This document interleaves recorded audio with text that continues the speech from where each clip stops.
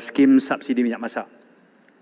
Untuk Speaker, pasaran minyak masak di negara kita sebelum 2017 semuanya dijual dengan harga yang kerajaan subsidi.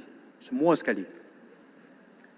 Tapi waktu itu kerajaan mampu tampung sebab harga minyak sawit mentah masih rendah. Apabila minyak sawit mentah yang kemudiannya menghasilkan RBD olin, bahan utama untuk buat minyak masak, bila harga minyak sawit mentah meningkat, maka tanggungan subsidi kerajaan pun semakin tinggi. Waktu itu strategi kerajaan adalah kerajaan asingkan untuk minyak sawit subsidi RM2.50 bungkusan plastik berat 1 kilo. Ini adalah harga subsidi. Minyak masak botol semua tak ada subsidi. Dan anggaran perbelanjaan kerajaan untuk minyak masak 1 kilo bungkusan plastik kekal pada harga RM2.50. Kerajaan kena subsidi lebih kurang 400 ke 600 juta setahun. Baru-baru ini, apabila harga minyak sawit mentah meningkat, tanggungan kerajaan untuk memberi subsidi pun membengkak dan itu membebankan kewangan kerajaan. Terutama apabila rakyat menjadi sangat gelisah apabila minyak masak botol yang dipak dengan 1 kilo, 2 kilo, 3 kilo dan 5 kilo tu mencanak naik. Baik.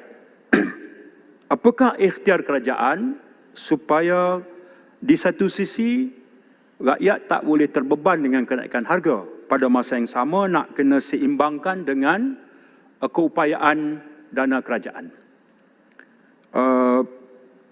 Datuk Speaker, pada kesempatan ini saya ingin mencadangkan dua perkara.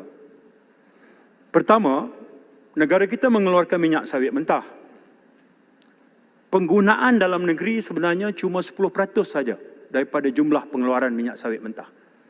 90% lagi kita ekspor.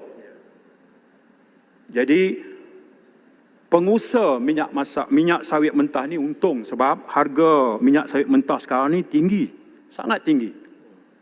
Okey. Jadi cadangan saya ialah kerajaan segera mengenakan sistem dua peringkat harga. Maksudnya untuk tujuan ekspor itu ikut harga pasaran dunia. Tapi untuk 10% kegunaan dalam negara, termasuk untuk tujuan buat minyak masak, kerajaan cap harga. Kerajaan tetapkan harga. Ini boleh dibuat di bawah Akta Kawalan Harga dan anti pencatutan.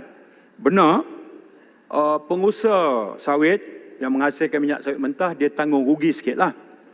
Tapi 90% mereka menikmati harga yang tinggi, itu cukup untung. Jadi kalau 10% untuk tujuan kegunaan tempatan, termasuk untuk menghasilkan minyak sawit, minyak masak, kerajaan cap bermaksud kos pengeluaran minyak masak untuk kegunaan negara akan jadi rendah.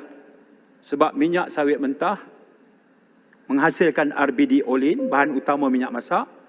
Kalau kita cap pada harga yang lebih rendah daripada harga pasaran, maka menghasilkan minyak masak tempatan itu akan menjadi lebih rendah. Jadi, saya anjurkan kerajaan segera membuat satu keputusan dasar, iaitu melaksanakan sistem dua peringkat harga. Antara minyak masak kegunaan tempatan, minyak sawit yang digunakan untuk kegunaan tempatan dengan untuk tujuan ekspor. Jadi, kos menghasilkan minyak masak akan jadi rendah kalau sistem dua harga ini dilaksanakan. Pilihan lain ialah daripada keuntungan jualan minyak sawit mentah yang tinggi, kerajaan kenakan windfall tax, cukai durian runtuh, yang hasilnya boleh digunakan untuk menampung subsidi.